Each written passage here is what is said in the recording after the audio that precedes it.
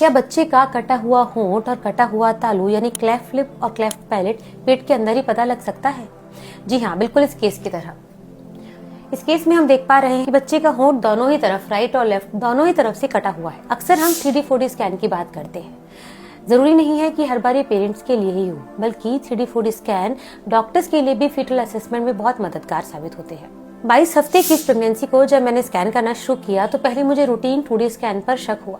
मुझे दिखाई दिया कि बच्चे का होंठ आगे की तरफ से कटा हुआ है, जो पीछे तालू यानी पैलेट की तरफ भी एक्सटेंड कर रहा था। होंठ और तालू का हिस्सा राइट और लेफ्ट दोनों ही तरफ से पैरासेंट्रल वैरायटी में कटा हुआ है। क्लेफ्ट लिप और क्लेफ्ट पैलेट की कई सारी वैरायटियां होती हैं। हो सकता है सिर्फ और सिर्फ लिप की बाहर से कटा हुआ हो सकता है सिर्फ और सिर्फ तालू ही अंदर से कटा हुआ हो। अगर सिर्फ और सिर्फ क्लेफ्ट लिप है तो इस दशा में इसका मैनेजमेंट अच्छा है।